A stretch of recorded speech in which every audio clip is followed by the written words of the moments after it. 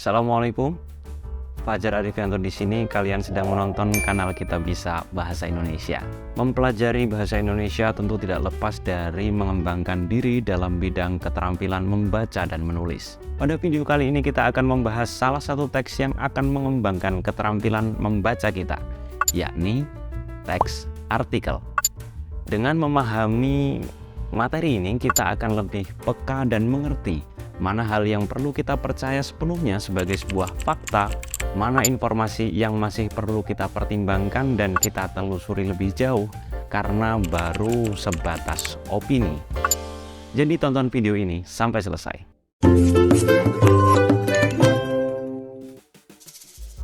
Sebelum ke pembahasan inti, mungkin perlu pengantar dulu ya.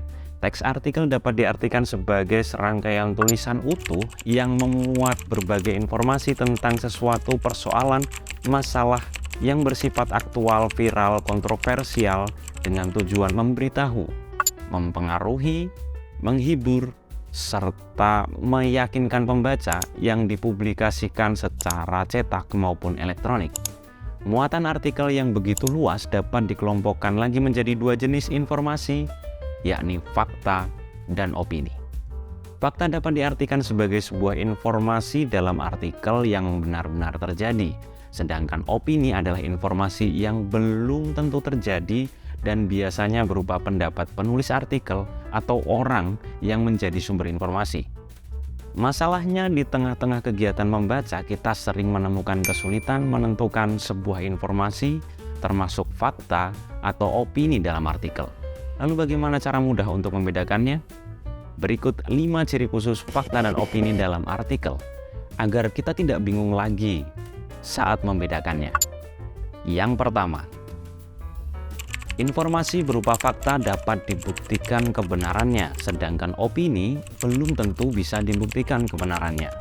Contoh kalimat, sensus BPS 2010 menyebutkan terdapat 1.340 suku bangsa dan 633 kelompok besar suku. Kalimat tersebut termasuk fakta karena saat dibuktikan memang benar-benar ada sensus yang dilakukan BPS dan hasilnya sesuai.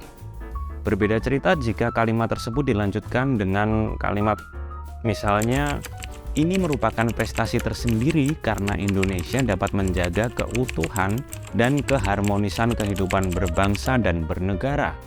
Apakah ada bukti yang mendukung kalimat tersebut?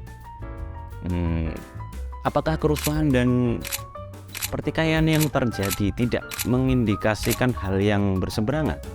Maka kalimat tersebut kita golongkan menjadi informasi opini yang harus terus kita upayakan keberlangsungannya. Selanjutnya, ciri informasi fakta adalah bersifat objektif. Isinya berupa data kuantitatif atau jumlah dan kualitatif yang berupa pernyataan atau pengakuan. Hal ini berseberangan dengan informasi opini yang bersifat subjektif, yakni pendapat tentang hal tertentu dari sudut pandang penulis atau sumber informasi lain. Misalnya kita gunakan contoh yang sama. Pada kalimat pertama, kita bisa melihat bahwa penilaian suku di Indonesia dilambangkan secara angka atau kuantitas dan sesuai dengan objek penilaian yaitu jumlah suku di Indonesia. Hal ini tidak berlaku pada kalimat kedua, yang sangat memungkinkan si penulis ingin memberikan efek positif kepada pembaca tentang Indonesia. Namun, jika penulis artikel ingin menimbulkan efek negatif, bisa saja kalimat lanjutan tertulis, inilah alasan seringnya terjadi pertikaian di Indonesia. Kalimat pertama terikat dengan fakta, sementara kalimat kedua bergantung pada kepentingan penulis. Ciri khusus yang ketiga adalah fakta berisi informasi yang sedang atau telah terjadi, sedangkan opini berisi informasi yang belum jelas kepastian kejadiannya. Contoh kalimat, konser Sheila on 7 yang digelar di G-Expo Kemayoran, Jakarta pada Sabtu 28 Januari berlangsung dengan sangat ramai. Kalimat ini adalah fakta karena memang sudah benar-benar terjadi. Jika ingin membuktikannya pun mudah. Bisa cek videonya di YouTube atau lanjut baca beritanya di jawapos.com. Sama-sama membicarakan konser Sheila on 7, kalimat ini adalah opini. Ini bisa jadi sinyal yang baik untuk Sheila on 7 kembali menggelar konser tahun depan. kemungkinan konser Sheila on 7 sukses tahun depan memang ada. Karena hal ini belum terjadi, maka kita bisa menggolongkan kalimat tersebut sebagai sebuah opini. Ciri khusus yang keempat adalah informasi fakta bersumber dari kenyataan, sedangkan opini bersumber dari pendapat seseorang atau kelompok tertentu. Contoh kalimat, Jakarta adalah ibu kota Indonesia. Sampai dengan awal tahun 2023, Jakarta masih resmi tercatat sebagai ibu kota negara Indonesia. Beda ceritanya dengan kalimat Jakarta keras. Kalimat tersebut jelas bersumber dari orang atau komunitas tertentu yang memiliki pengalaman berjuang di Jakarta. Ciri khusus terakhir yang dapat kita simpulkan adalah informasi fakta merupakan jawaban dari pertanyaan apa, siapa, kapan, di mana, dan berapa. Sedangkan opini adalah jawaban dari pertanyaan bagaimana dan mengapa. Kita coba analisis sederhana berita tentang Sheila on 7 yang tadi ya. Kalimat pertama jelas fakta karena menjawab 3 pertanyaan sekaligus, yakni apa, siapa, di mana, dan kapan. Meski ada sedikit jawaban tentang bagaimana juga sih.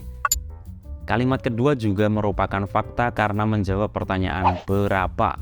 Pindah ke paragraf 2. Kita juga menemukan fakta di kalimat pertama dan kedua, yaitu kalimat yang merupakan jawaban pertanyaan siapa. Baru di kalimat ketiga kita menemukan jawaban atas pertanyaan mengapa. Baik, itu tadi 5 ciri khusus fakta dan opini. Ciri khusus fakta ada bersifat benar atau faktual, objektif atau netral, sedang atau telah terjadi, bersumber dari kenyataan, dan merupakan jawaban dari pertanyaan apa, di mana, kapan, siapa, dan berapa.